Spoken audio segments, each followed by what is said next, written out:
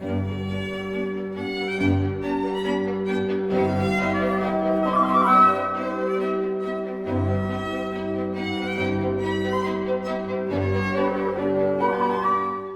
muy buenas tardes a todos, gracias por venir, bienvenidos a la Universidad de Belgrano.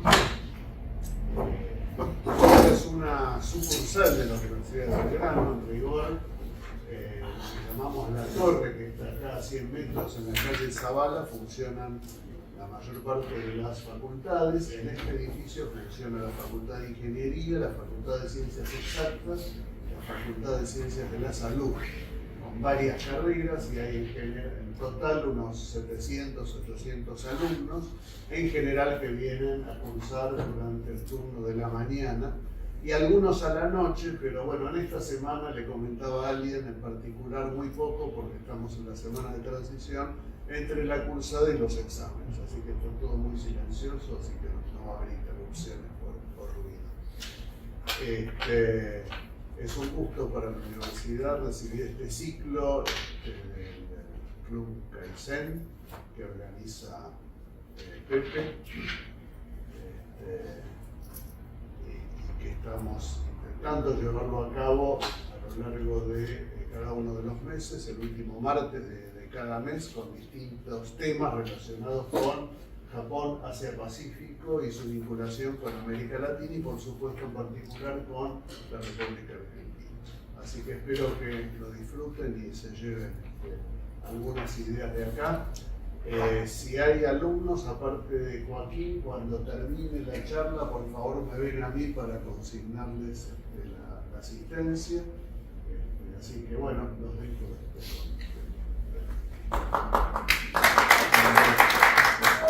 Bueno, muchas gracias, Alfredo. En esta casa siempre nos sentimos en casa, así que muchas gracias por eso. Japón y Asia. Qué lejos, ¿no? Qué lejos en cuántos sentidos.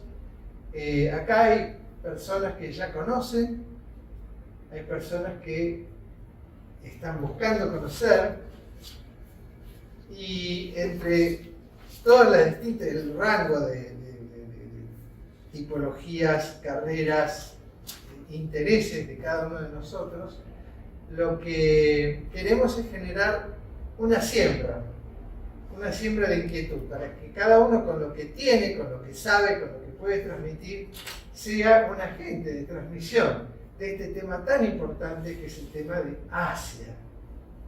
Y dentro de Asia, por supuesto, Japón como un núcleo muy, muy particular, muy único y muy importante. Así que, más que transmitir ideas que muchas de estas posiblemente ustedes ya las conocen, las tienen, lo que queremos es estimular, es encender un fuego, queremos encender un incendio para que de a poquito esto se vaya transmitiendo cada vez más, porque es muy importante. Es muy importante el tema de hoy que nos convoca, es justamente la oportunidad. La Argentina en particular, pero toda Latinoamérica es un país, es una zona muy, muy llena de oportunidades, con un potencial de riqueza muy grande, que sin embargo no se ha desarrollado en la posibilidad que tiene. Y siempre ha ocurrido porque hemos buscado apoyarnos,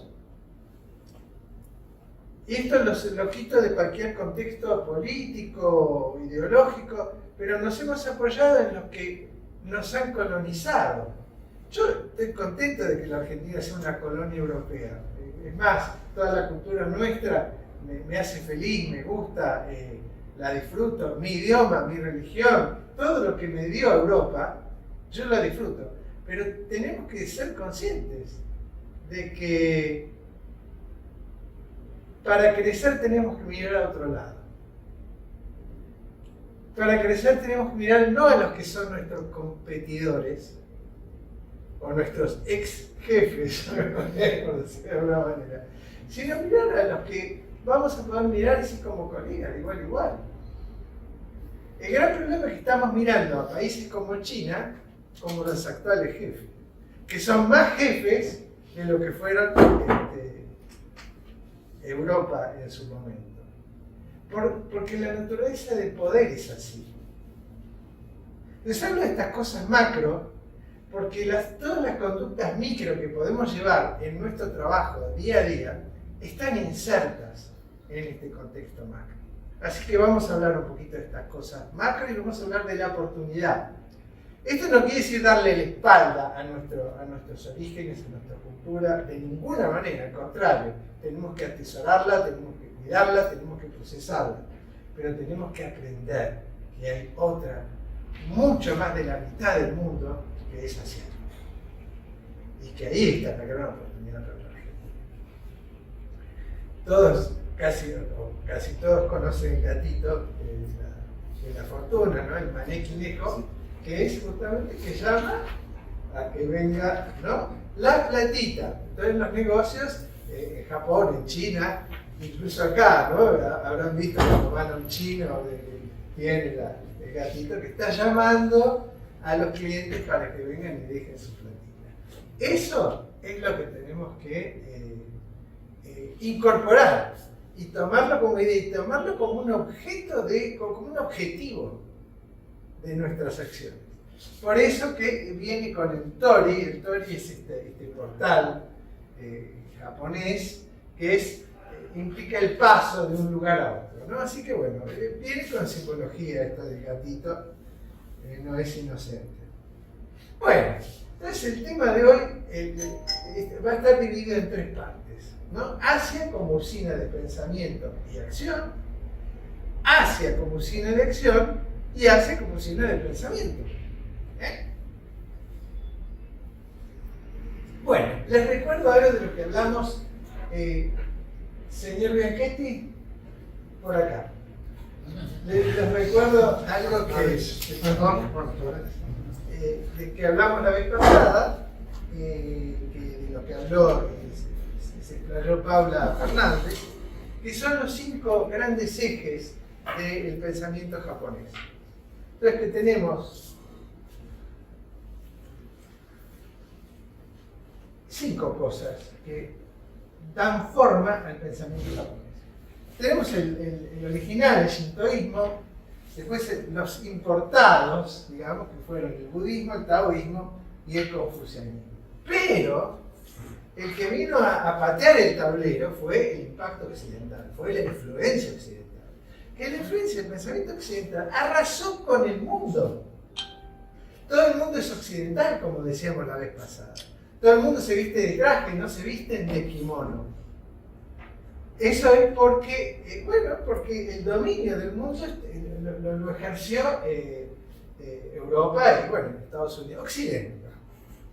Entonces, ¿por qué es tan importante Japón en el pensamiento en este contexto?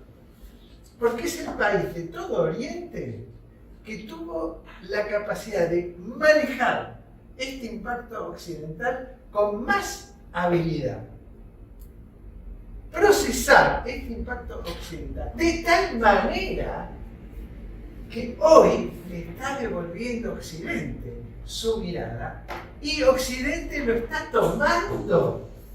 Eso es lo que, por favor, recuérdenlo. Occidente hoy está aprendiendo de Japón a cómo se deben hacer las cosas, cómo se debe organizar una sociedad, hasta cómo se debe organizar una cocina o una valija. Entonces, cuando digo Japón y hablo Asia como usina de pensamiento y de acción, estoy hablando de esto. Y por supuesto, esta usina de acción, de pensamiento y de acción, tiene que ser la usina de aprovechamiento de oportunidades. Ahora, no es que la oportunidad está allí y se va a caer. La tenemos que ir a buscar. Acá tenemos gente que salió a buscar, o que está saliendo a buscar, o que está interactuando con este mundo. Así que bueno, de eso se trata. Dentro de este esquema de distintas ejes de pensamiento, un tema que trae el taoísmo como muy central, pero que es común a todos los demás, es la armonía entre los opuestos. Nosotros somos tajantes, somos cartesianos, esto o es esto, ¿no? Y la realidad en realidad no es lineal y es una combinación de muchas cosas, de muchos factores, y no es para nada lineal. Y los japoneses y los asiáticos en general tienen bien claro que los opuestos son complementarios entre sí. Este es el signo taoísta por antonomasia, es el que ostenta la bandera de Corea del Sur, además, ¿no es cierto? Que es el yin y el yang, que son dos grandes principios opuestos, que son complementarios entre sí, porque si no, uno solo es solamente una mitad, y nosotros necesitamos la totalidad. Entonces, acá podemos poner un montón de cosas que son aparentemente opuestas. Por ejemplo, el proveedor y el cliente, ¿no? Yo soy proveedor, entonces yo quiero sacarle la plata al cliente, entonces la satisfacción del proveedor. O yo tengo que sacrificar mi ganancia para dar satisfacción solamente al cliente, entonces se cobró el proveedor. No, señor, es proveedor y cliente. Es la satisfacción del cliente, es la satisfacción del proveedor. Por supuesto, en otro orden de cosas está el tema de la inteligencia o las emociones. Nosotros estamos muy enfermos de este dualismo que separa los opuestos, especialmente en este tema de la inteligencia y las emociones. Acá somos de puro corazón, ¿no? O somos fríos, o somos unos malvados. La verdad que el ser humano no es así. No sé si se acuerdan, siempre lo digo, de cuando un ministro fue a ver, había un problema de inflación, ¿no? muy importante. Y entonces este ministro fue a ver a los empresarios, un grupo de empresarios, que hacemos, que les mantengan los precios un poquito. Y los empresarios ya habían mantenido los precios y ya le dijeron, ministro, no podemos seguir. Entonces el ministro sale de la reunión y lo recibe el periodismo y él dice, les hablé con el corazón y me contestaron con el bolsillo. La verdad es que uno también tiene el corazón puesto en el bolsillo. Cualquiera, no solamente los empresarios. Pero bueno, esto es la cosa que nosotros en nuestra cabeza muchas veces separamos y no hacemos bien en hacerlo. Eso sí, los japoneses lo tienen clarísimo. Tienen bien claro que el bolsillo y el corazón tienen que ir juntos si está su problema. Como dice mi jefe, ¿no? ¿Qué es más importante, el trabajo o la familia? Ah, la familia. Ah, ¿y cómo mantenés a la familia? Sin el trabajo no mantenés. Y bueno, por eso van las dos cosas juntas. Bueno, entonces esta usina de pensamiento y acción tenemos que poner dentro de este contexto taoísta, de decir, el pensamiento y la acción tienen que funcionar de manera conjunta. Porque, además, de hecho, nos va a hablar el ingeniero Rodríguez y nos va a hablar el magíster Giordano. Uno va a hablar de acción y otro va a hablar de pensamiento. Mentira, porque cada uno va a hablar de las dos cosas también. Así que bueno. El secreto japonés también. El otro, o sea, el yin y yang, los opuestos, ¿no? Hay que tener una conciencia del otro, ¿no? Entonces, el punto de llegada es el cliente, es el que recibe nuestro trabajo. Pero hay que tener conciencia de lo otro, que es el entorno en donde estamos todos metidos. Y el entorno de las cosas. Entonces, el cambio de punto de partida, que es la realidad. Nosotros, cuando estamos en el mundo de las ilusiones y del pensamiento exclusivamente, nos olvidamos muchas veces de cómo trabajar con la realidad.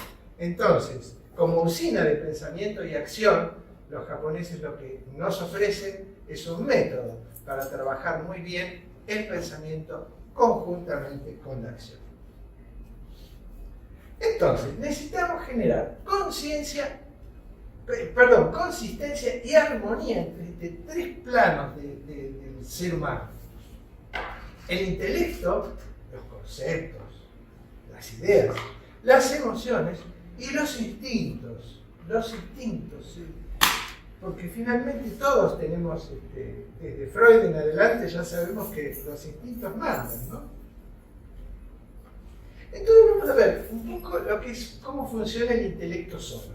Entonces vamos a hablar de determinados conceptos, que son los conceptos de azul, de rojo. Todos entendemos intelectualmente qué es lo rojo, qué es lo verde. Clarísimo. ¿Hay una duda? ¿Algún problema? Las emociones solas, yo veo, bueno, el azul, el sentimiento, ¿no? La percepción del azul, la percepción del rojo, del amarillo, del negro. ¿Algún problema? Ningún problema. Está perfecto. El problema es cuando no hacemos el yin y el yang adecuadamente. Podemos hacerlo bien, que es el concepto azul lo pinto de azul, el concepto de rojo lo pinto de rojo y así sucesivamente. Se me refuerzan los dos, se me completa el círculo, ¿no? Entre lo intelectual y lo emocional. Pero muchas veces pasa esto, que no coincide una cosa con la otra. Me olvidé que no hay que tocar. No son pizarrones. Sí. Que no coincide. Y ahí este tipo de conflictos lamentablemente es demasiado frecuente en nuestra sociedad. Demasiado frecuente en nuestra sociedad. Entonces, cuando hablo de oportunidad y usina de pensamiento, estoy hablando de las cosas más elementales. No estoy hablando de alguna metodología complicada. Estoy hablando de un cambio muy de base que tenemos que hacer todos. Y que si no hacemos este cambio de base de entrada, por más que aprendamos técnicas, incorporamos metodología, no funciona. No funciona. Entonces nosotros que tenemos un contacto con esto, es un llamado. Hay que difundirlo, hay que hacer que la gente no es una cosa meramente cultural. Es una cultura que define el pensamiento, la acción y la oportunidad. Y por supuesto define el éxito. Y por supuesto, esto no es nada complicado. Esto es ni más ni menos que una cuestión de sentido común. Porque esto, ¿quién no se da cuenta de que esto es así?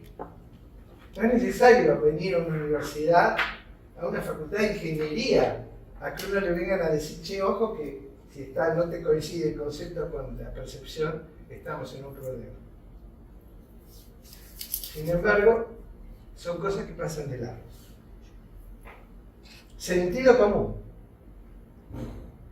Y el sentido común lo tenemos que complementar con la ciencia. Aquí tenemos otro yin y otro yang. Porque la ciencia debe vigilar al sentido común. El sentido común se puede equivocar tranquilamente.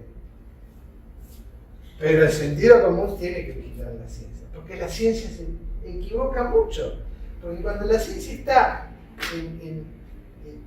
obsesionada con una demostración o con algún descubrimiento, queda fuera de contexto ese descubrimiento, esa búsqueda, y se va. Entonces el sentido común debe estar vigilando permanentemente la ciencia.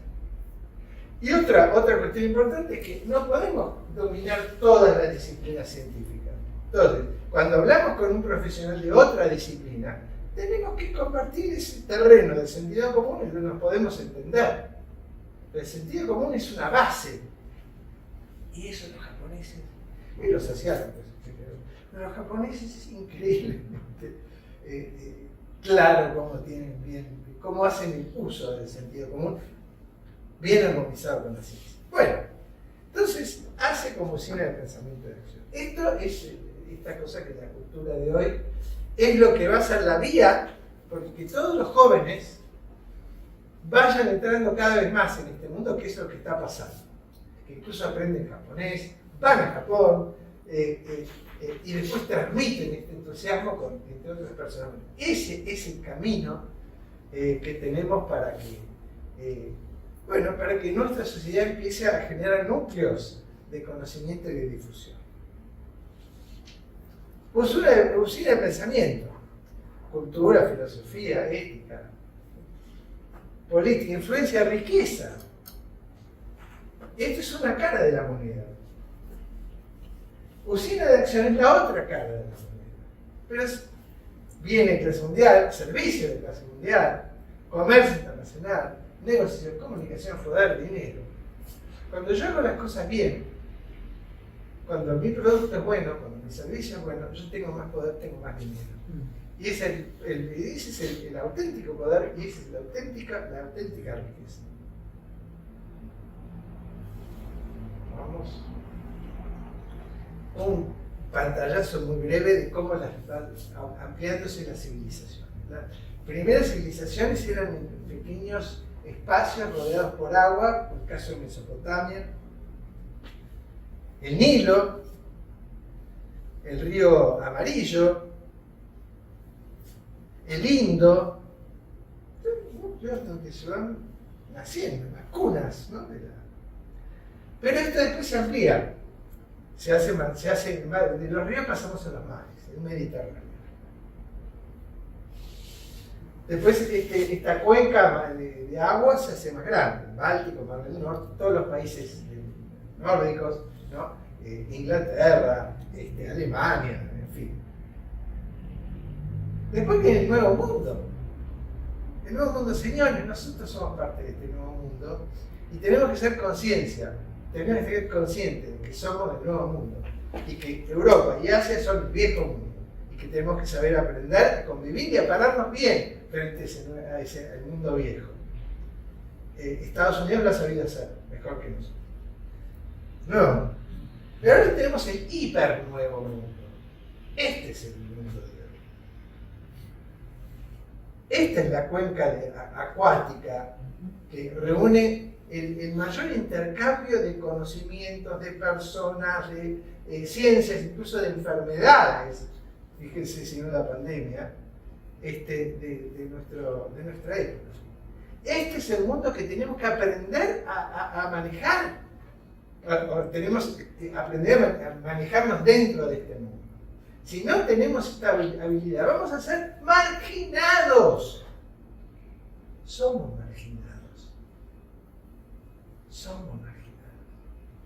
Desde a poquito, no quiere decir que de golpe vamos a saberlo todo, pero preparados.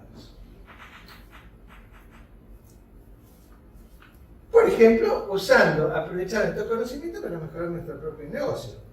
¿Cómo se hace un negocio? Esto ya lo he repetido muchas veces. Tienes que acortar el tiempo entre que te piden una cosa y te la pagan. Cuanto más cortito es el tiempo, más negocios.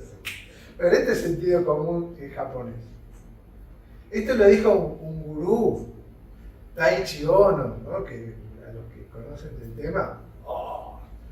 Y le dije, ¿y esto? ¿No lo sabemos todo? Bueno, ¿por qué no lo hacemos? ¿Por qué perdemos tanto tiempo con tantas cosas? Bueno, entonces, ciencia, acá tenemos el sentido común, pero bueno, hay mucha ciencia que también podemos usar para apuntalar este sentido común. No nos vamos a poner a explicar esto, pero esto es un círculo, es un PDCA llevado horizontalmente y explicitado en dos grandes niveles, que nuevamente el yin y yang, el nivel del pensamiento y el nivel de la experiencia. Y cómo hay que transitar permanentemente entre el nivel del pensamiento y de la experiencia para completar un ciclo de mejora continua académica, un ciclo PDCA. El yin, mi producto, pero el yin y el yang, mi producto, es la satisfacción del cliente. Y la fortaleza que tiene el producto entero y no tener solo la mitad, ¿cierto? Bueno, básicamente este es el mensaje de lo que es lo importante de unir el pensamiento con la acción y aprovechar a Asia como sí, el pensamiento y la acción para generar oportunidades para todos.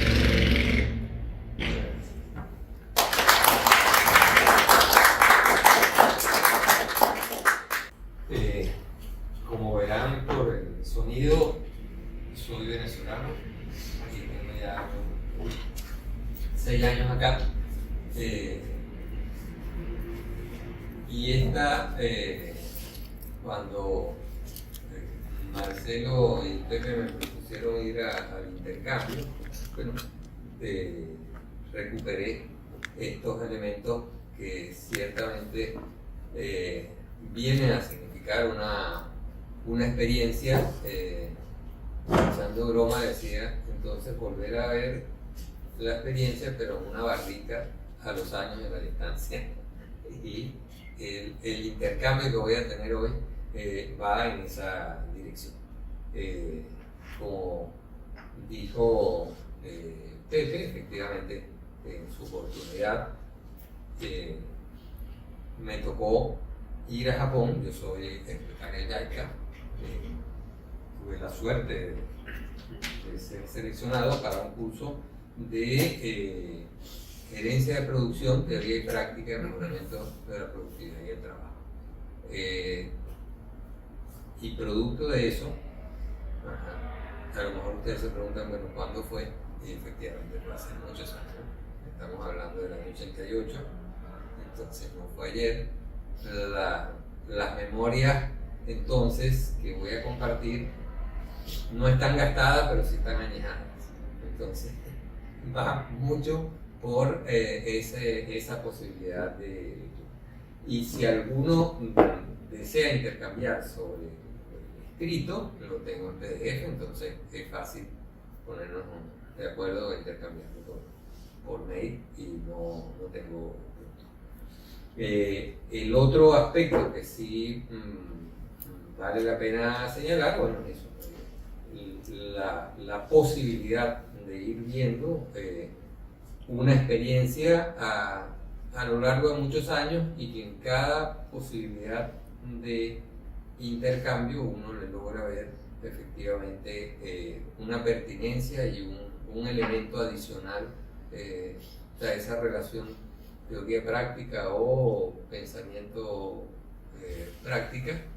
Sí creo que es un elemento que uno debe cultivar.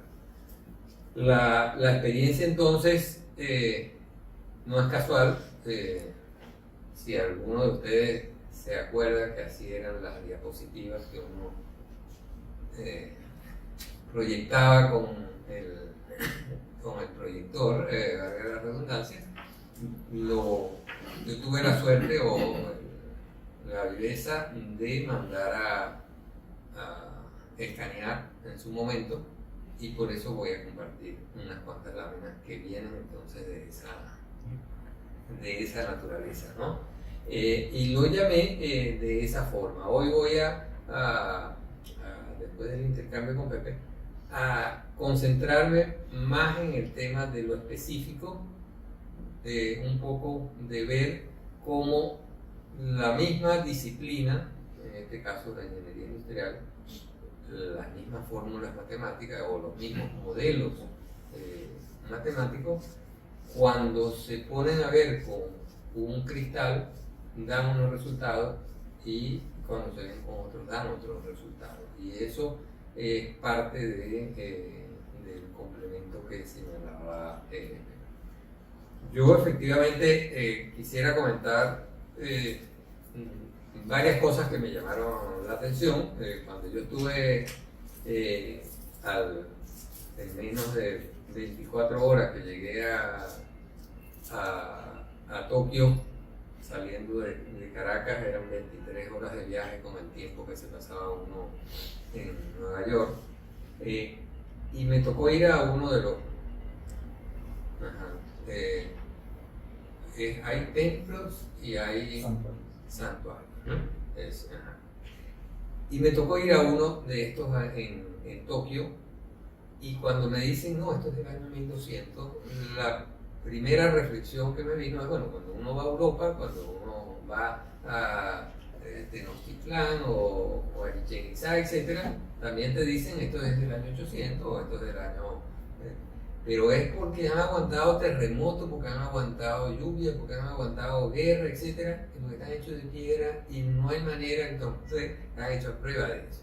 Mientras que cuando uno se para debajo de un templo de esto, de un santuario, el secreto es que lo cuidan todos los días. y al cuidarlo todos los días han durado 800 años. Y eso me parece que para mí fue un aprendizaje clave para todos los otros elementos que voy a compartir. El segundo punto, bueno, obviamente me impactó mucho.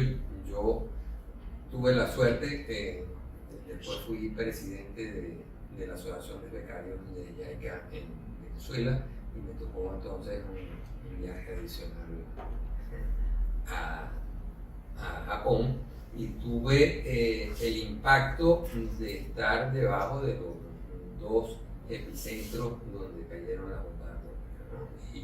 Y ese es un silencio que los que han estado ahí no saben reconocer. O sea, si hay algún lugar, un santuario abierto, es esto, pues, ante la magnitud del desastre que puede ocasionar. Y estuve entonces en Hiroshima y estuve después en Nagasaki. Parte clave, los que se acuerdan de esto, aquí fue el epicentro de la bomba en Hiroshima, y ese era el edificio del MITI, el edificio del Ministerio de Industria y Comercio de Japón. Y eso es un elemento que para mí fue fundamental, entre otras cosas porque en aquellos momentos en Venezuela estaba tratando también de abordar y descifrar el tema de las políticas activas, el tema de ir realmente construyendo una capital. Bueno, más allá de eso, la posibilidad de ver una belleza como ha sido todo reconstruido y reexpresado esto. Quiero poner en contacto como el objetivo de lo que voy a intercambiar es la ingeniería industrial, la disciplina de ingeniería industrial. Yo estudié ingeniería industrial en la Universidad Católica Andrés Bello, y en aquel tiempo en Venezuela había dos enfoques en ingeniería industrial. Una que era la europea, que era el ingeniero debía saber de todo, entonces uno pasaba de una materia de eléctrica para una materia de química, para una materia de física, y tuvimos una protesta estudiantil por eso, porque uno veía la otra ingeniería que pasaron de una materia de estructura 1 a estructura 2 y tranquilo, nosotros entrábamos cada vez a un mundo diferente en eso. Pero vine a descubrir luego la definición, que esto es la definición de la Universidad de Purdue en Estados Unidos, y ciertamente me parece importante valorar que la ingeniería industrial tiene como misión mejorar la productividad. Entonces, si entendemos el tema de la productividad, estaremos entendiendo el por qué esa armonía de conceptos tan disímiles, porque entonces es sistémica el enfoque que hay que tener para mejorar la productividad de un sistema determinado. Y ese fue el aprendizaje fundamental que nos insistieron en el adiestramiento, ¿no? El profesor Uchiyama, que fue uno, como les dije, yo tuve la suerte no de estar de becario en Tokio, porque Tokio finalmente es una cosmopolita. Estuve en Kitakyushu. Kitakyushu es el quinto, o era el quinto distrito industrial de Japón, la cuna de la Nippon Steel, donde iba a caer la bomba antes que Nagasaki. Eso da una idea del punto de desarrollo. Y el profesor Uchiyama, que fue el que nos entrenó a nosotros, fue uno del grupo de formación del cambio de supervisores de la década del 50 y el 60, que transformó entonces la corporación de Nippon Steel. En los 60 había tres referentes en el campo siderúrgico. Estaba la US Steel, la Thyssen Steel y la Nippon Steel. La primera de cambio la Nippon, el precio lo pone la US Steel, la Thyssen Steel fue ganando cada vez más espacio, etc. Y la Nippon Steel fue ganando espacio hasta un momento en la década del 70 que pudo haber pasado a tener la posición de dominio para imponer precios, pero se abstuvo. Y cuando nosotros discutimos con el profesor Kurosawa del Japan Productivity Center de la decisión famosa, que ellos pongan el precio y nosotros tenemos un amplio campo de mayor ganancia, y con eso nuestra tasa de reinversión para tecnología, para modernización de tecnología es mucho mayor. Entonces, estando la US Steel en posición de ventaja, ellos estaban mucho más claros. Esa noción de que es el mismo conocimiento, pero en políticas y estrategias gerenciales, creo que Pepe abordó desde otro ángulo este punto, pero a mí me parece que desde cuando de la empresa la expresión esa vale la pena. Y fíjense entonces un aspecto, una visión histórica. Estamos hablando de que la ingeniería industrial llega a Japón en la década del 20. Y el Taylor-Fordismo estamos diciendo que viene de finales del siglo XIX, principios del XX, todo el desarrollo de la industria automotriz, etc., ¿no? Pero vale la pena valorar que se cumplió entonces en cada momento con un énfasis, se cumplió con una perspectiva de sinergias que cuando uno va a ver, bueno, obviamente mi limitación del idioma era clara, pero no había así como una mano dirigente de todo que va, ¿no? Es más bien estar de acuerdo en cuál es el énfasis y ahí vamos colocando y de ahí vamos intercambiando. O sea, un intercambio abierto fue lo que yo aprecié, pero obviamente muy comprometido con las grandes corporaciones. Y eso sí era un punto fundamental. El segundo punto que quiero valorar rápido es cuando yo me gradué y iba a una empresa, estaban contratando a un especialista, a un ingeniero industrial, y entonces uno iba a ser ingeniero industrial. La estrategia de las empresas japonesas tenía entonces otro sentido, que es impactar y involucrar a toda la empresa en la práctica de ingeniería industrial. O sea, que no es un conocimiento de un departamento especializado, sino una ejecución de todos los niveles de la empresa.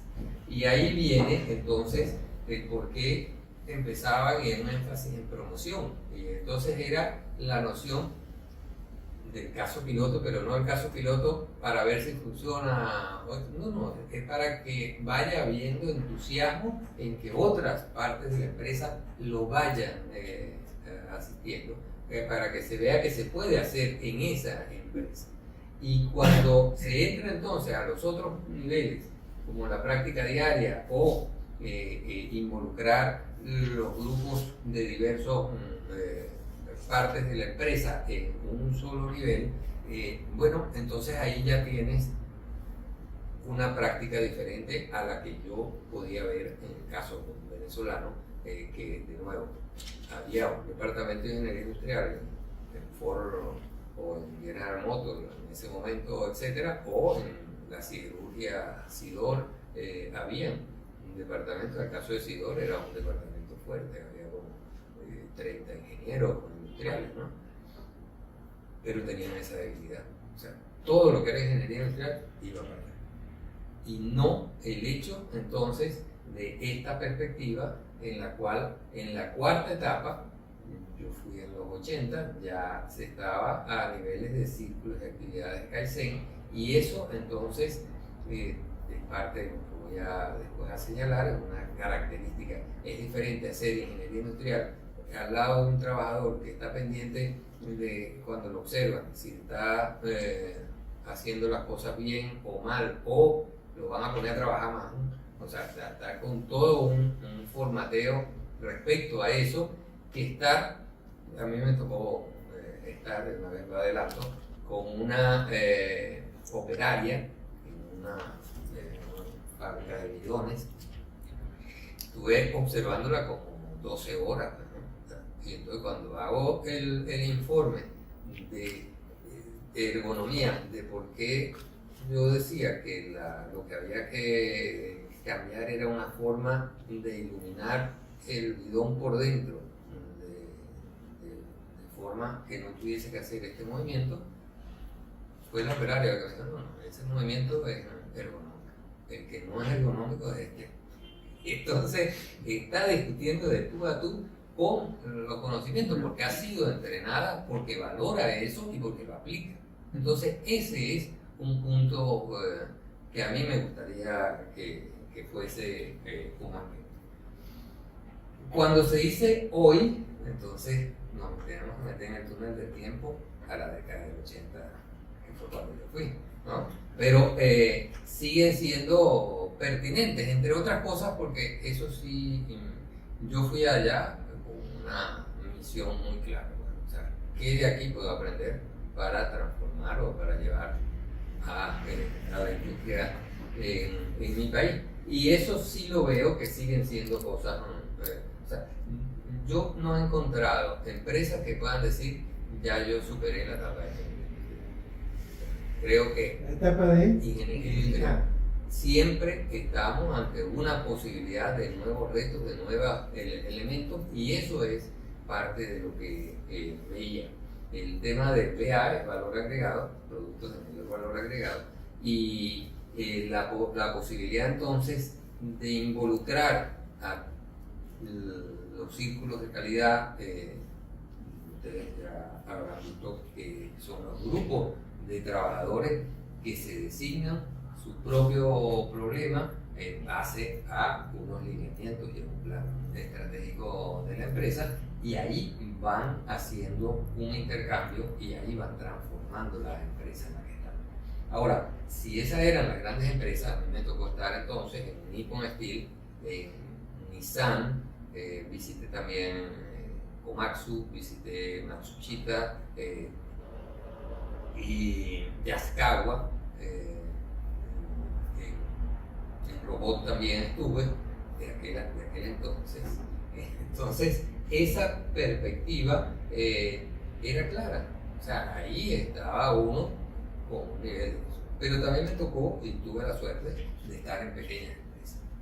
Y resulta que las pequeñas empresas están en el mismo país. Esa parte de los contrastes o de los complementos que señalaba Pepe, la quisiera que la valoraran en estos elementos. No es cierto que Japón es solamente la robótica, la domótica, no, hay un amplio terreno.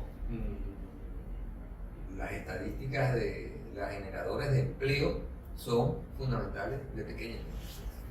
Y esas pequeñas y medianas empresas, lo que sí es cierto es que están alineadas unas cuantas en las cadenas de valor y interactuando con eso. Entonces, ahí yo pude ver, esta es una foto, repito, de aquella época, y tiene una empresa full de stock, productos en proceso. Un trabajador, esta es otra experiencia en la que estuve.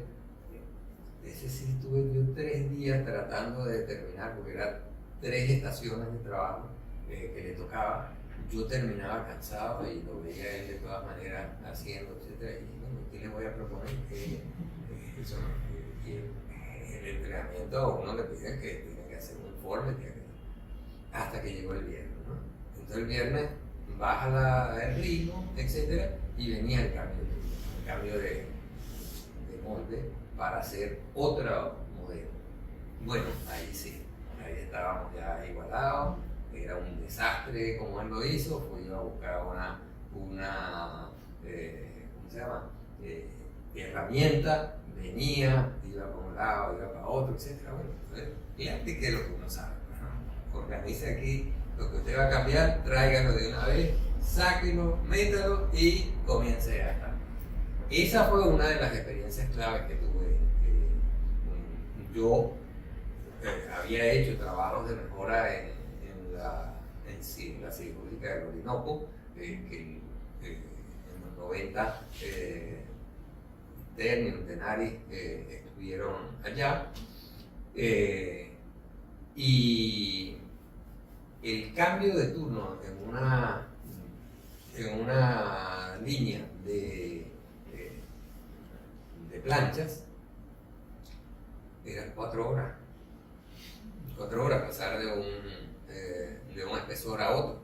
Y cuando estaba visitando la Nippon Steel en Oita, de repente suena una alarma y vamos pasando por ahí.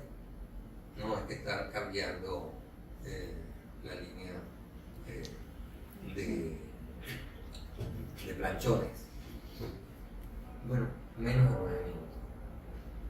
Absolutamente un shock, porque estamos hablando de que esa instalación podía tener más de 16 horas de producción adicional a la que podía tener el caso venezolano, ¿no? Y podía entonces hacer todos los otros elementos.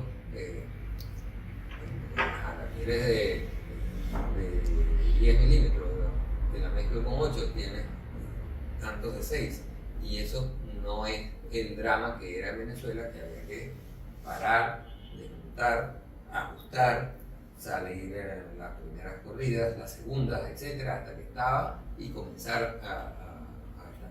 Entonces, con él pude ser útil en esa circunstancia, ¿no? El otro punto, bueno, fíjense, una pequeña empresa, que lo que quería señalar aquí es, de nuevo, Japón no es solamente el mundo de las grandes empresas, Japón también es este mundo de empresas en mejora, empresas en donde uno puede efectivamente valorar que están día a día mejorando. Y ahí viene una reflexión que está escrita, pero la sinteticé a efectos del tiempo, del sistema Toyota, ¿no? Cuando estuve allá y le hacían y le desplegaban a uno todo el mapa de acciones que había que pasar, etcétera, bueno, se puede ver como inabordable esos elementos.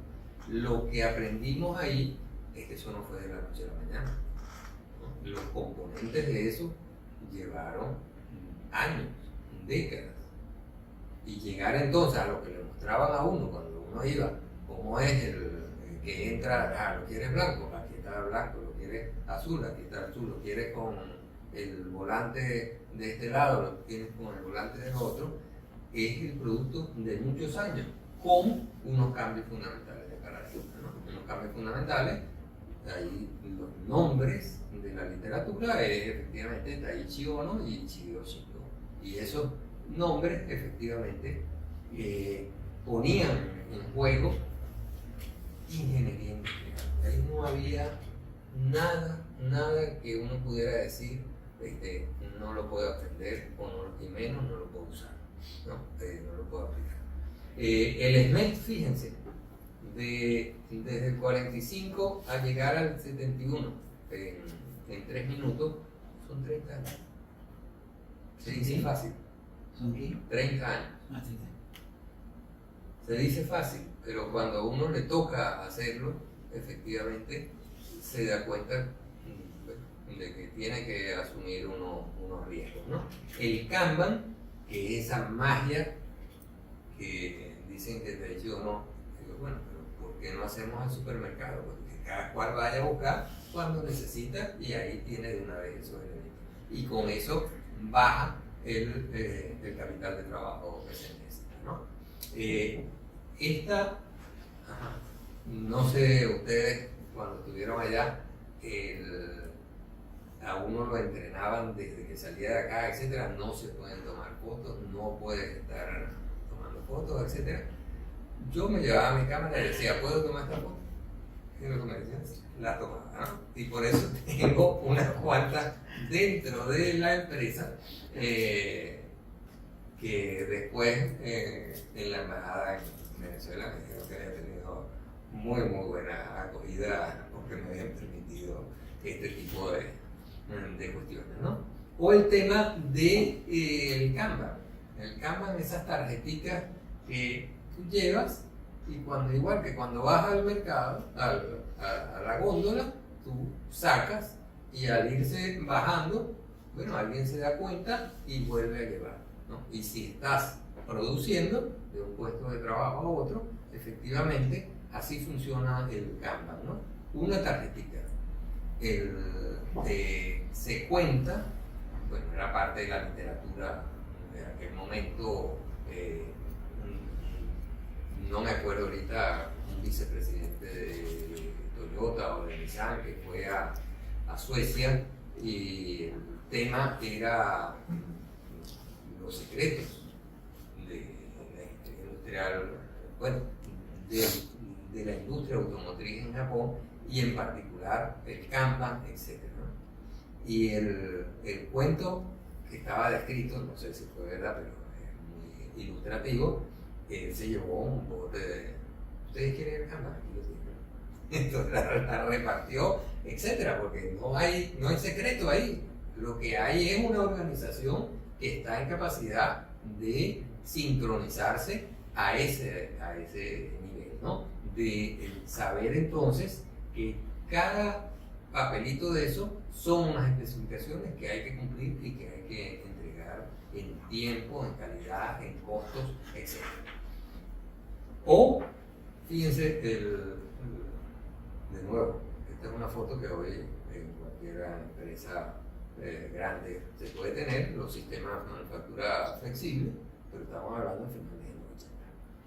Es esa la perspectiva entonces de llegar a lo que fue el sistema justo a tiempo ya cuando hace impacto en los 80 en Japón y en Estados Unidos, y la diferencia entonces que era para competir Toyota en Estados Unidos, usted quiere el carro verde oliva, en 15 días se lo tenemos, ¿no? Mientras que si ibas a una de General Motors y querías el carro verde oliva, o tenías que esperar, ¿no? O tenías que pagarlo al costo adicional de haberlo tenido guardado esperando que alguien lo fuese a tener. Aquí estaban despachándolo una vez que llegaba esa orden. Esos son lo que yo diría que eran los secretos con los cuales, fíjense, esta reflexión del año 88 es absolutamente clave, la utilización de la informática, pero el hecho es producir lo necesario en las cantidades necesarias, lo requerido y en el momento preciso. Una pregunta, de la pantallita anterior, Sí. el término es poca shopping. Ese es el llevar la calidad a la línea. En vez de estar usted con un calímetro, un vernier, viendo si tiene el diámetro o tiene el espesor o tiene esto, usted llega y se hace una pieza que sea de lo que usted quiere abrir. Si no pasa, es que está mala. Entonces es a prueba de tonto. Sí, el término. No sé lo que es en japonés, pero a nosotros nos trabajaron como el Ok. el foolproof. El pokayoke es a la prueba de tonto.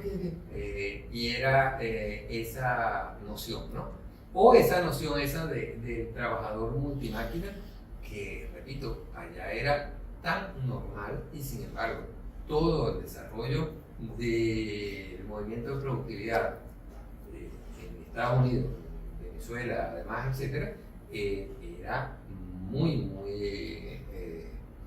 peleado con los sindicatos por elementos entonces que voy a señalar ahora a continuación. Entonces, Esto de... Tenemos 5 minutitos. Ok. Entonces, a partir de ahí es lo que quería señalar, ¿no? Bueno, la noción muy arraigada de favorecer al cliente, todo el mundo se llena la boca con eso. La diferencia ahí es que no es uniformar al cliente, que es eliminar desperdicios para entregar a tiempo, sin errores y flexibilidad, ¿no? Entonces, eso es un punto. En Venezuela hubo un cómico que decía lo mismito pero diferente. Y aquí estaríamos en esa noción, ¿no? El segundo punto es el hecho de la utilización de estándares para gerenciar el proceso y no para controlar a los trabajadores, ¿no? Y eso te da una perspectiva clave, poder diferenciar términos como productividad total, productividad laboral, productividad del trabajador y esfuerzo del trabajador. Efectivamente, el sindicato puede estar interesado en que el esfuerzo del trabajador y la seguridad y todo eso es algo que no debe variarse.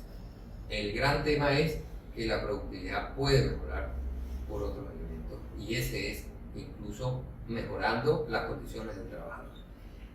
Me tocó asistir a asambleas, a huelgas.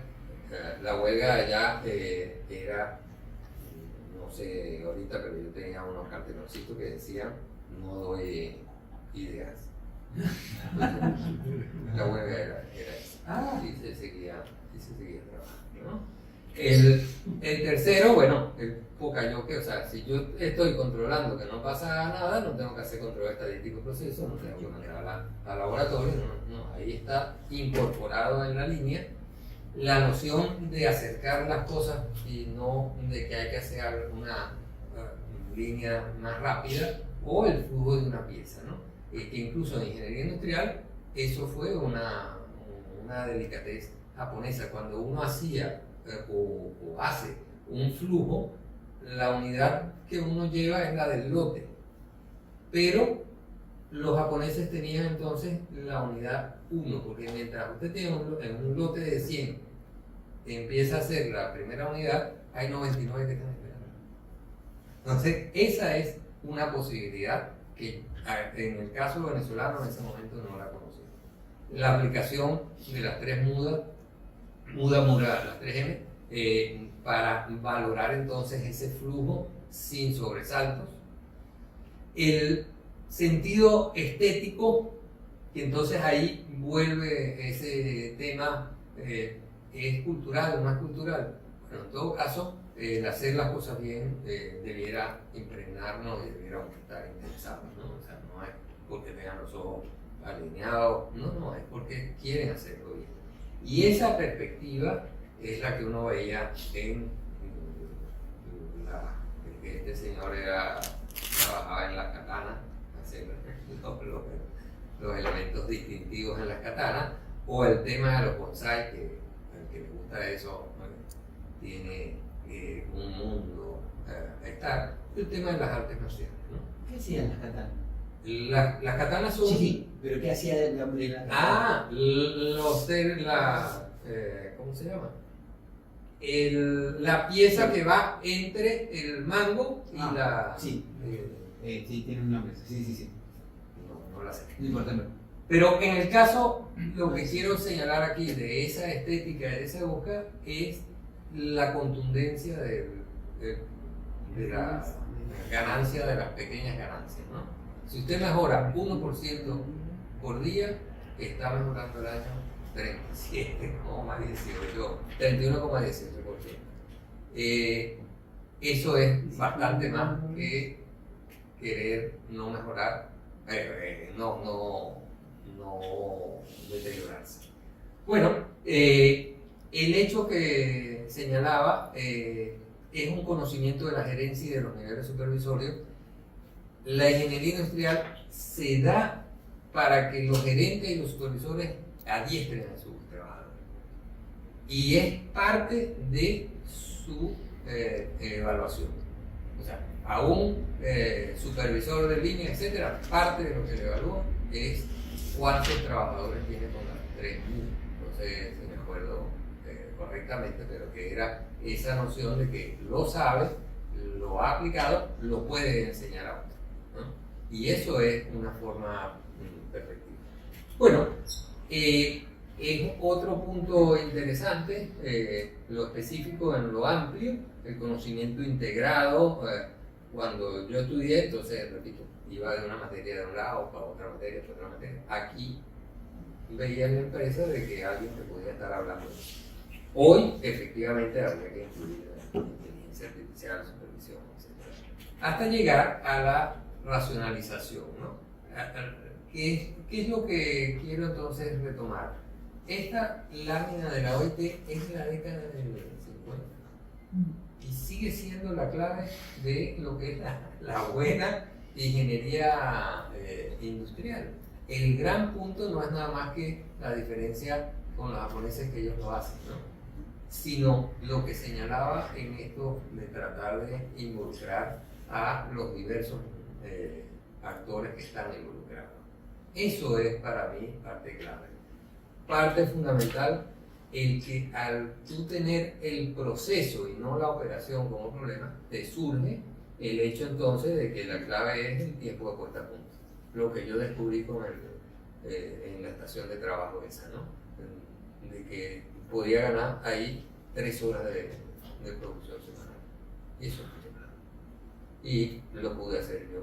Estaba de visita, claro, me pasé mis, 16 horas observando hasta que me cansaba, pero él lo hacía eso. Esta es otra forma de verlo. Este es un dibujo de Nissan, ¿no? Fíjense que ellos, el cuento de la mejora, entonces la ponen en términos de que usted tiene un sustrato y sobre eso que va a cultivar. ¿Y qué va a cultivar?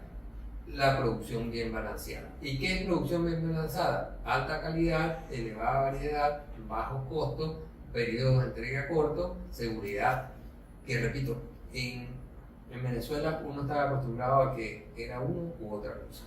¿Y qué es lo que había que hacer entonces? Bueno, eliminar los desperdicios. ¿Cómo se llama?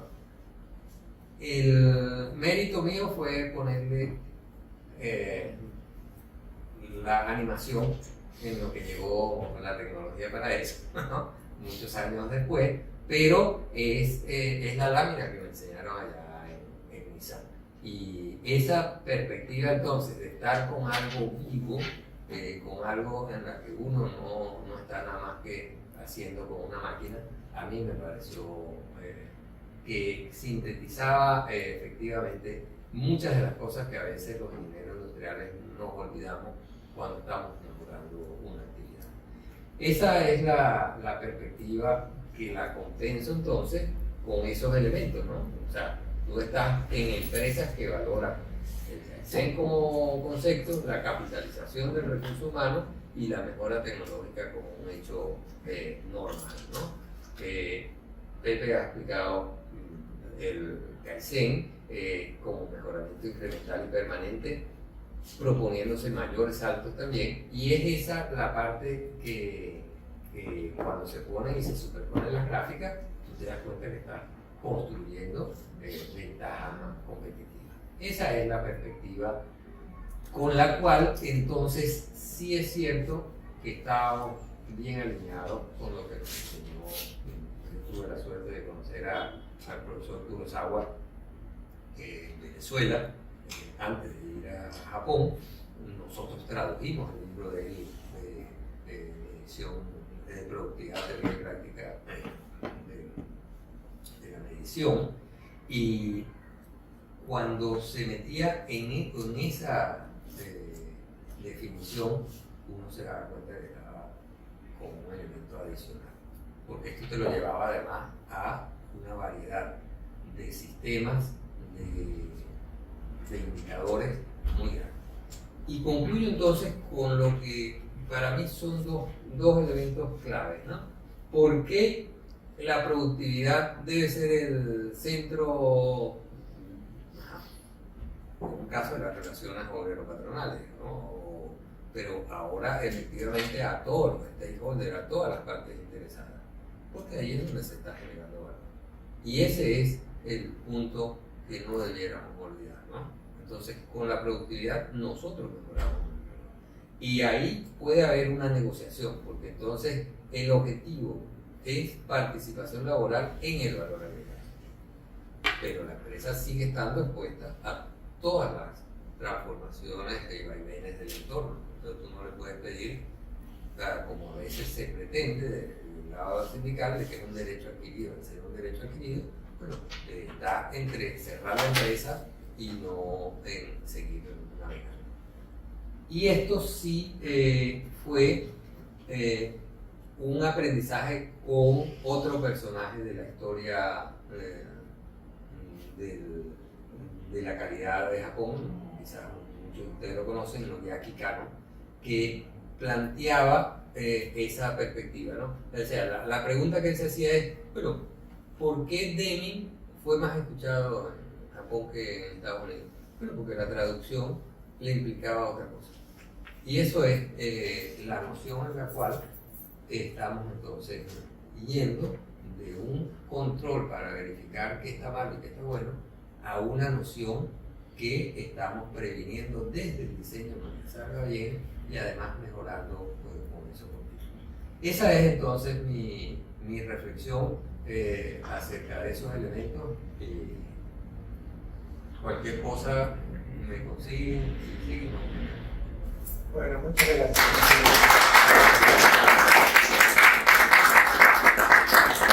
Nos quedamos con gusto a poco, ¿no? Así que, pero el tiempo es tirano. Así que bueno, vamos a pedir entonces al magíster Cristian Giordano, que tiene justamente una gran experiencia en gran conocimiento de dos grandes mundos. Bueno, el nuevo mundo argentino, pero también el viejo mundo de Europa y también el viejo mundo de muchos. Pero ya él va a contar cómo, así como la ingeniería industrial fue modificada por el testimonio, de acuerdo con cómo nos cuenta Francisco, Cristian nos va a mostrar cómo él fue modificado y cómo el pensamiento se modifica a través de esa usina de pensamiento que tenemos. Bueno, buenas tardes a todos. Voy a hablar de forma rápida porque no tenemos mucho tiempo. Ante todo, agradecerle a Pepe por la invitación, a José María Cocumu, y bueno, a todos ustedes por estar aquí, a escucharnos. Mi nombre es Cristian Giordano, actualmente trabajo en la Embajada de Japón, en el Centro Cultural de la Embajada, en la sección de Cultura. Soy licenciado en Estudios Orientales de la Universidad de El Salvador y después hice también mi maestría en Lingüística y Literatura Japonesa en Kanazawa, dentro de la prefectura de Ishikawa, allí en Japón. ¿Sí? Y también cuento hoy con la presencia de quien fue mi profesora en Historia de China y Corea en la Universidad de El Salvador, así que para mí es un honor que me esté escuchando en esta ocasión. ¿Qué contarles? ¿No? Bueno, yo en realidad fui 2 veces a Japón a través de las becas que ofrece el Ministerio de Educación del Japón. Este año se cumplen 60 años de estos programas en la Argentina. La primera becaria viajó en el año 1964, una mujer descendiente japonesa. En aquellos tiempos donde viajar a Japón no era el Japón actual, no había las comodidades que hoy hay, pero bueno, quiero traer la colación en honor también a aquella que nos abrió el camino a tantos becarios, porque ya son aproximadamente 530 becarios argentinos que en estos 60 años han ido a Japón, se han formado y hoy en día están aquí en Argentina, algunos de ellos trabajando en el ámbito académico, en el ámbito profesional o empresarial, y también tenemos otros que han decidido irse a otros lados del mundo, en otros países, pero bueno, es una red muy amplia que formamos los ex becarios, y si están interesados en ello, hay una asociación de ex becarios aquí en Argentina, nos pueden buscar en redes sociales, después me pueden preguntar. Bueno, la propuesta un poco de Pepe Cocumu en esta ocasión es que yo les hable un poco de mi experiencia, de esas 2 veces que fui a Japón. Voy más bien a hablarles de una en particular, porque es la más reciente. Yo la primera la hice en el año 2006, fue solamente de 1 año, para estudiantes avanzados de idioma japonés y cultura japonesa, mientras estaba justamente cursando la carrera de Estudios Orientales en el año 2006-2007. Y la segunda experiencia fue en el 2014 hasta el 2017, ¿sí? Que es la más reciente. Por eso les voy a contar más sobre ella porque bueno, la tengo más fresca en la memoria. Yo regresé en el 2017 y en ese mismo año ya empecé a trabajar en la embajada. Yo era como encargado de prensa. Y me propone, ¿no?, un poquito hablar de esto de Asia como usina del pensamiento en particular. Así que, hablando un poquito de historia, ¿no?, de intercambio estudiantil, esto que yo les contaba de estos programas que hace 60 años que se ofrecen acá en la Argentina, tenemos que ir un poquito más allá en la historia.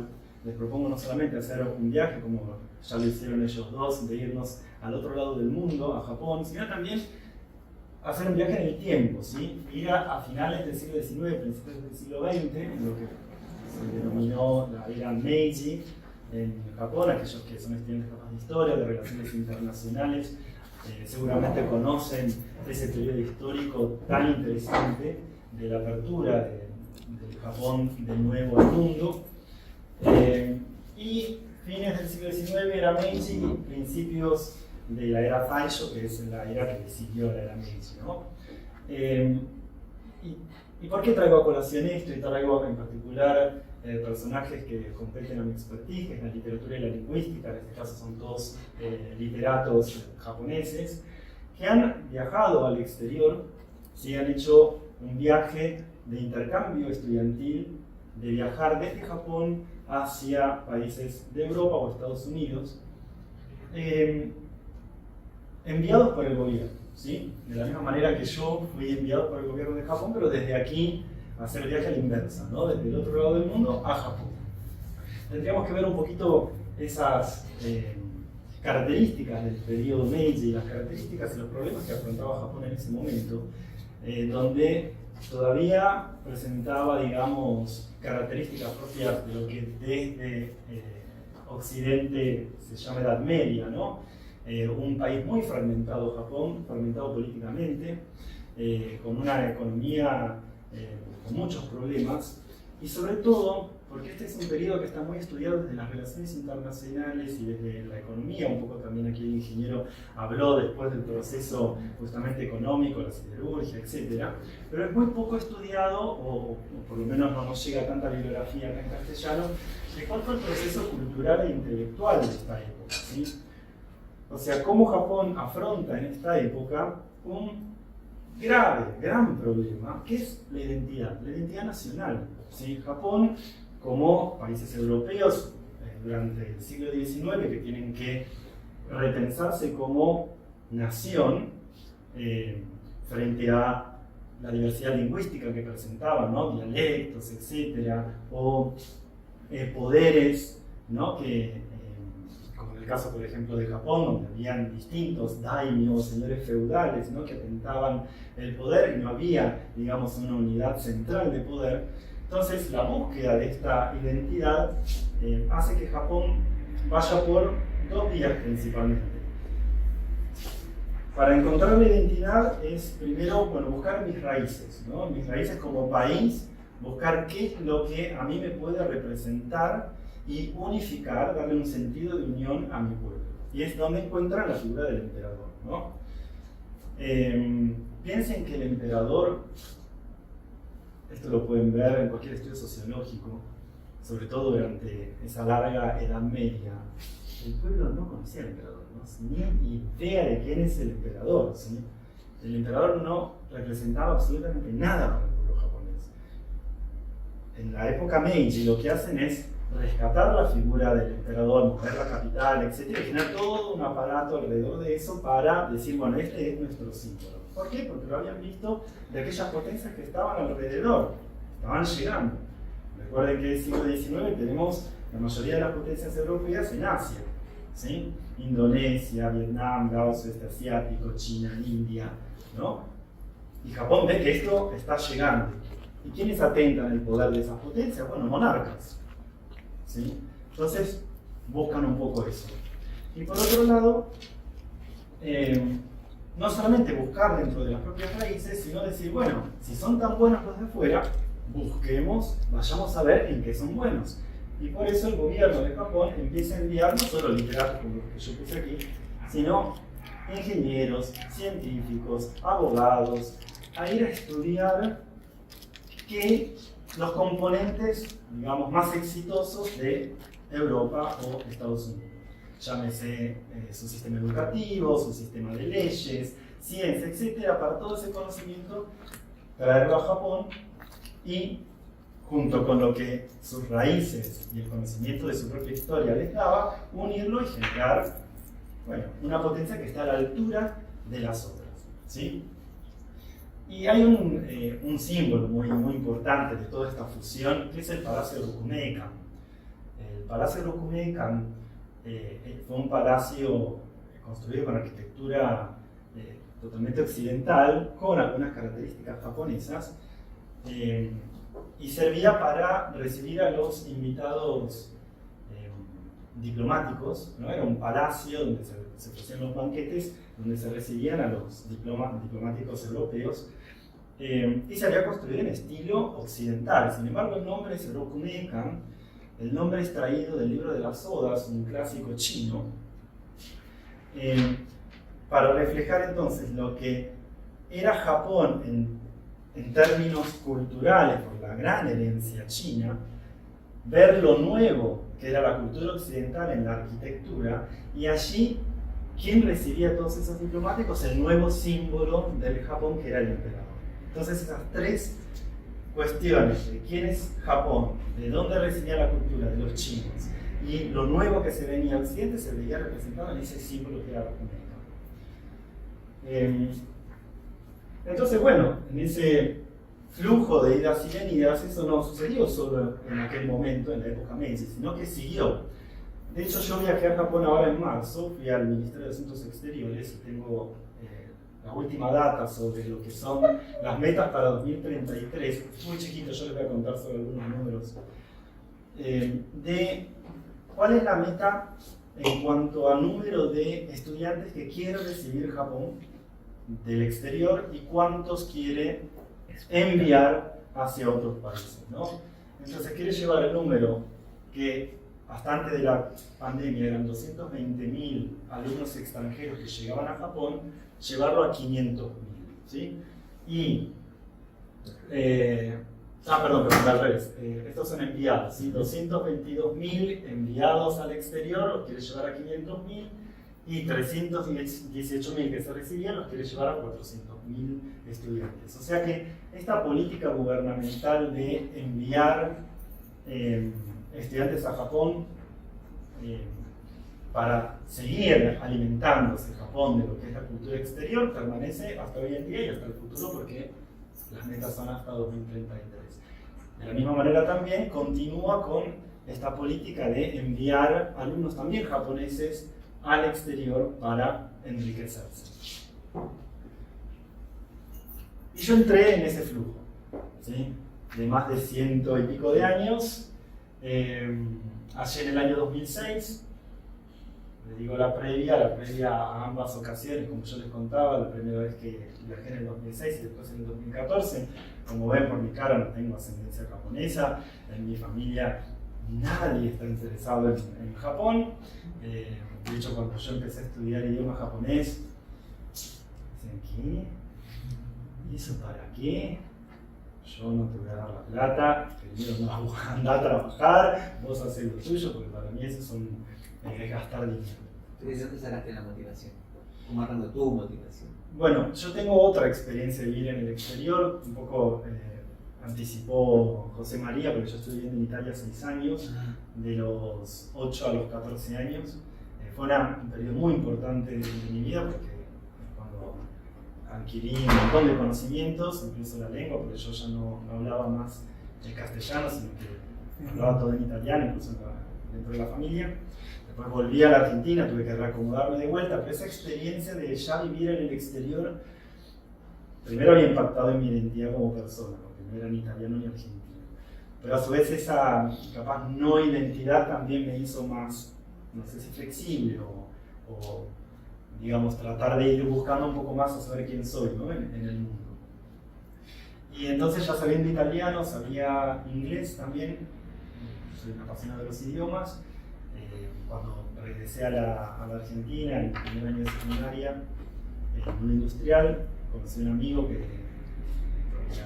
Higasatoshi, no me acuerdo, que él no sabía hablar el idioma japonés, pero me pasó una listita de hiragana y katakana, que son los silabarios japoneses, y ahí empecé a estudiarlo por mi cuenta y decir que interesante.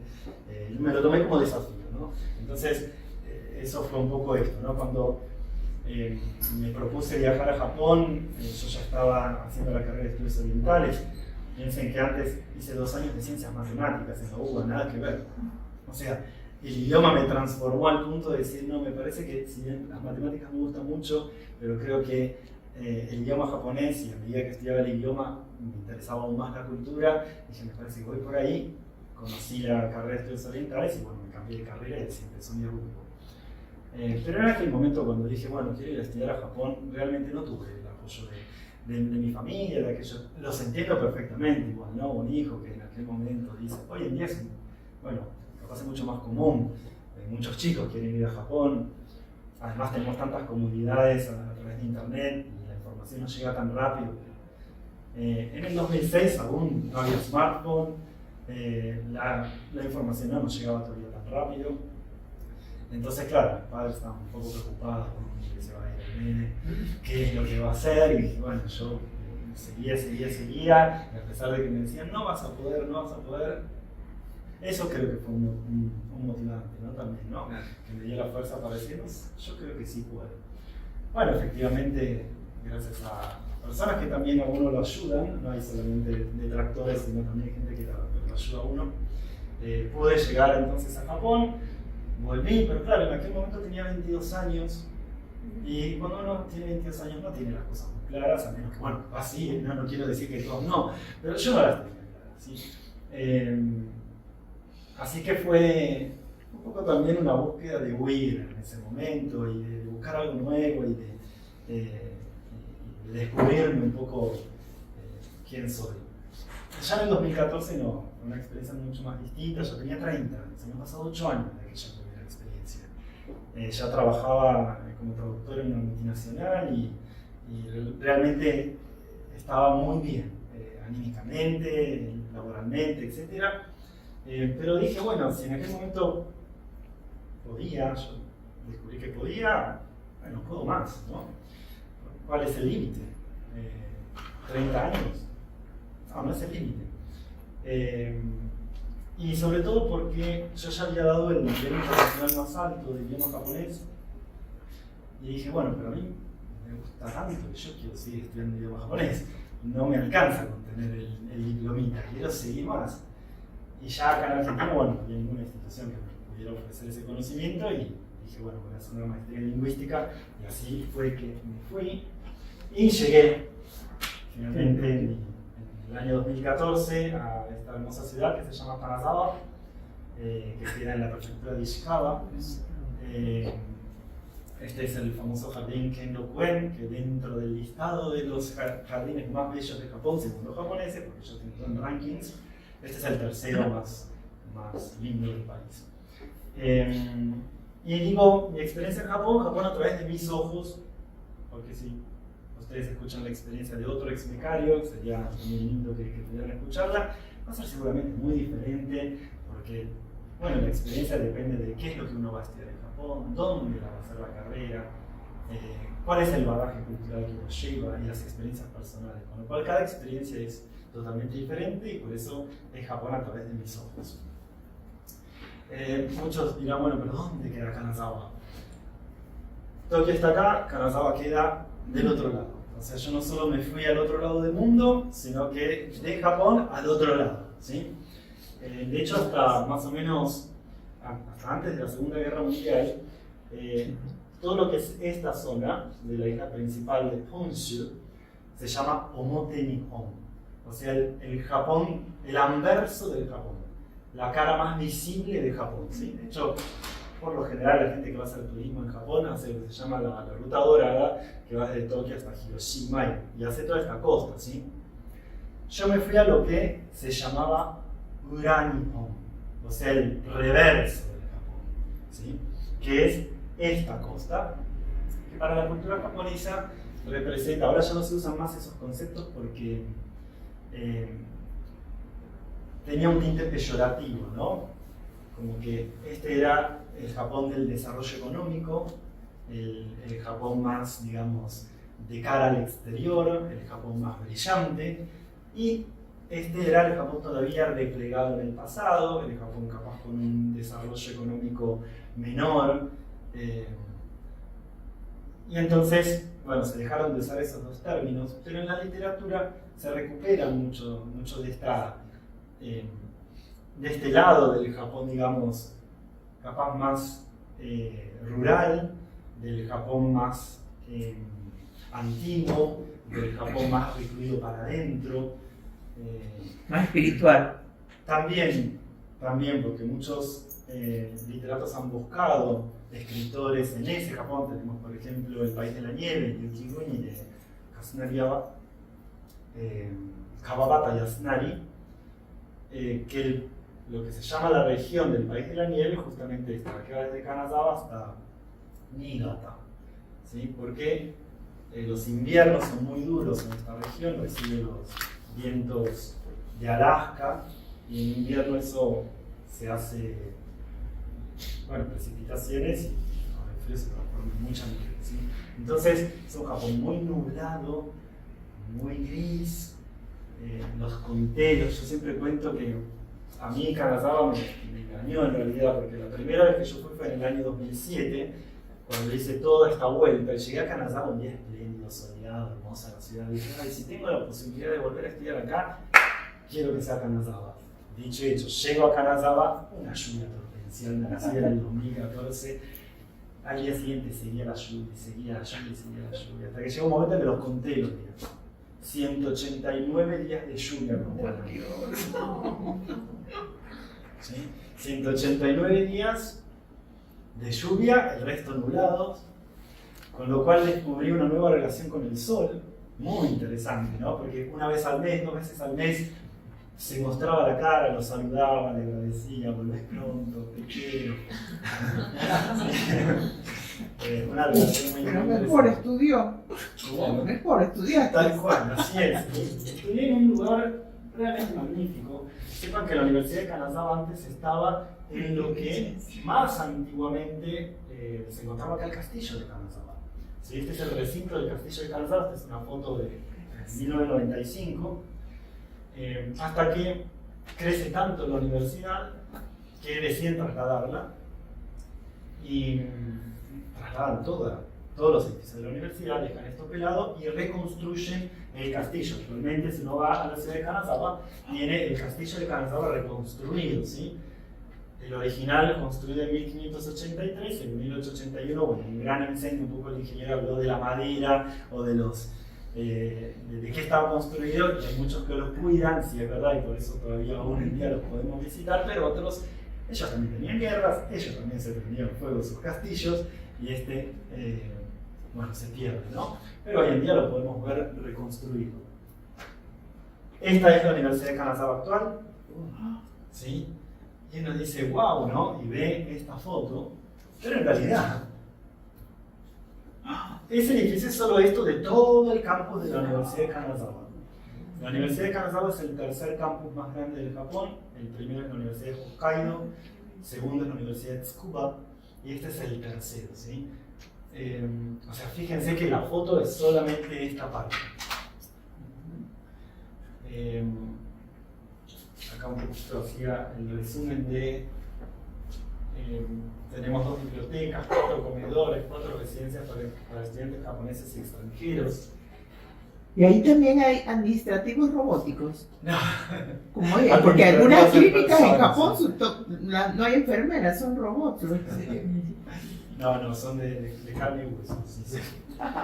Pero bueno, era realmente un entorno muy agradable. Esto está rodeado de montañas, lo que sí estaba bastante apartado de lo que era el centro de la ciudad. Antes la universidad se hallaba en el mismísimo centro de la ciudad, donde estaba el castillo, y por cuestiones de espacio se traslada. Algunos japoneses residentes en Kanazawa lamentan en realidad este hecho, más allá de ver el crecimiento universitario, lo lamentan porque toda la actividad ferviente, estudiantil y juvenil está fuera de la ciudad, ¿no? Todos los jóvenes están alejados, digamos, del centro de la ciudad.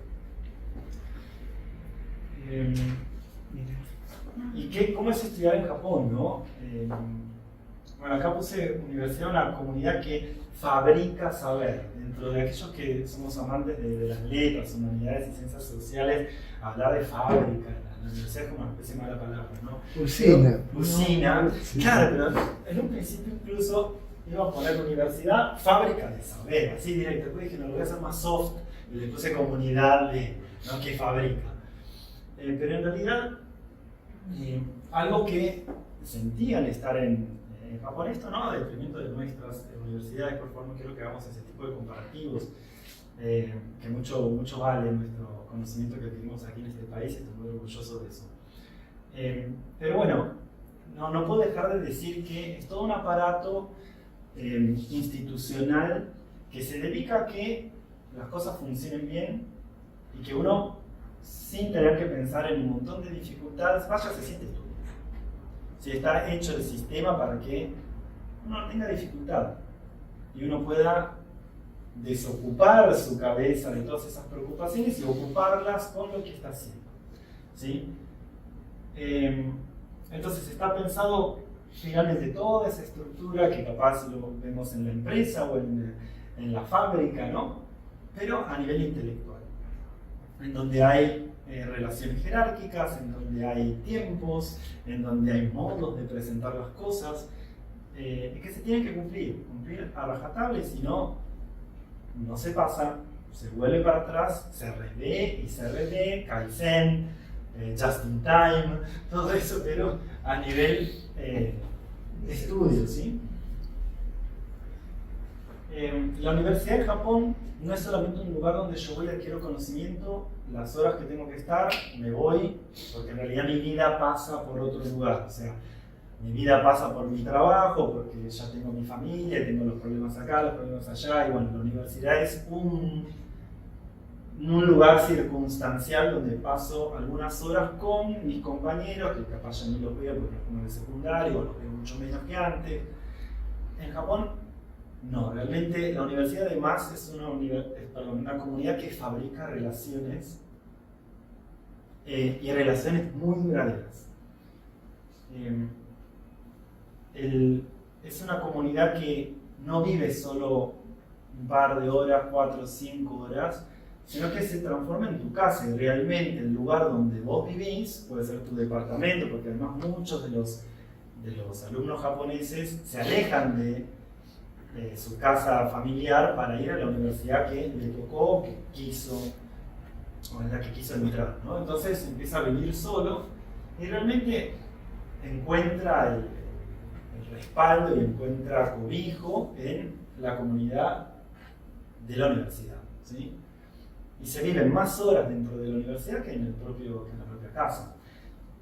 Incluso dentro de la universidad uno tiene para cada área su propio laboratorio. Yo en la parte de japonés y lingüística tenemos nuestro laboratorio, la oficina del profesor está al lado, que tiene cama, tiene ducha, y uno se baña en la universidad, a veces duerme en la universidad, desayuna en los comedores, come en los comedores porque además es más barato, así que realmente se vive dentro de la universidad.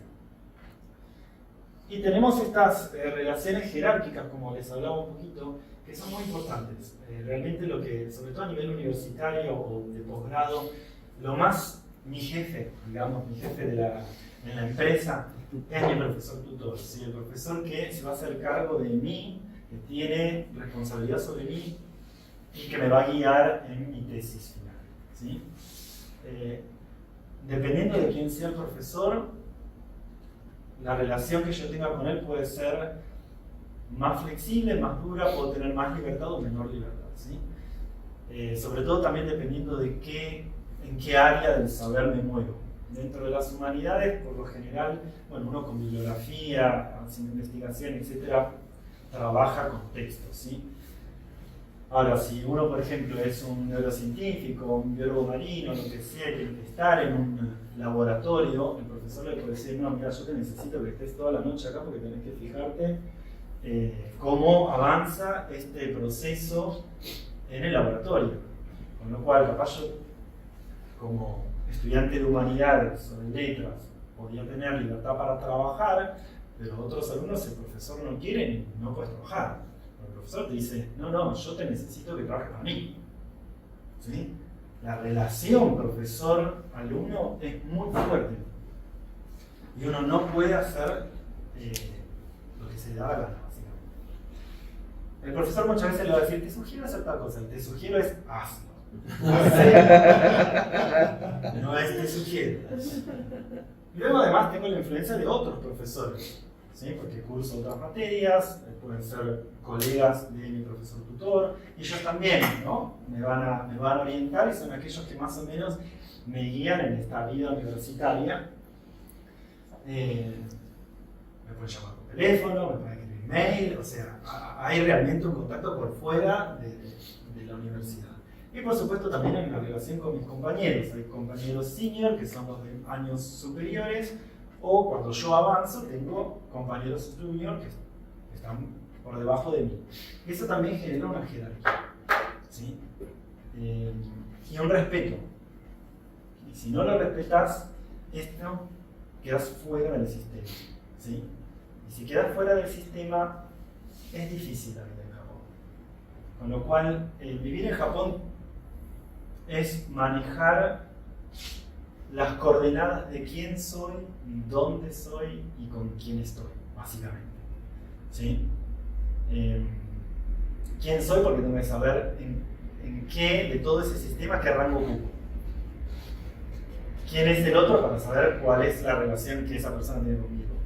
Y en qué lugar estoy, depende, porque yo puedo encontrarme con mi profesor en un congreso y estar en un ambiente formal, o puedo estar en el bar y puede estar mi profesor borracho literalmente, y yo estoy hablando con él y ahí nos manejamos en otro, siempre con cierto respeto porque es mi profesor, pero baja la formalidad. Y digo borracho porque efectivamente se comparte con los profesores también eso, ¿sí? O sea, uno puede ir a un bar. He tenido varias veces la ocasión de llevar a mi profesor, dejarlo dormir en el laboratorio, arroparlo y me voy, ¿sí? O compartir onsen, aguas termales. Vamos de viaje con todos, compartimos las aguas termales, literalmente estamos todos como Dios nos trajo al mundo y lo tenemos a mi profesor al lado mío tomando una cerveza, completamente como Dios nos trajo al mundo y mis compañeros también. O sea, hasta la intimidad de vernos el cuerpo, así, ¿sí? Eso es normal, corriente, ¿sí? Es común en Japón. Alfred, no sé cómo, Sí, cómo estamos con el... Sí, estamos. Bueno. Vos mandás acá. Lo mando. Sí, ya sí. nos pasamos. ¿No? Bien, entonces, quedará para otra oportunidad. No, es que arrancamos tarde y tenemos que dejar el aula, así que te pido que seguimos la próxima, en todo caso, como debemos. No hay problema. Bueno, cualquier cosa igual, si están interesados pueden visitarme en el Centro Cultural de la Embajada de Japón. El que está enfrente del Navarro, Así es, sí, Ok. Mochar 547, piso 15. Sí. el edificio del lápiz, digamos. Así es, claro, sí, así es. Butcher, ¿qué piso está? Piso 15. Bueno, También hay información sobre los programas de becas y todo eso en el Sí. sitio web de la embajada. También el que quiera averiguar o que quiere pasarle la información a otro. así es. Bueno, Esto recién empieza, así que es para dejar a la gente con ganas, básicamente. Ah, sí, sí. Bueno, gracias.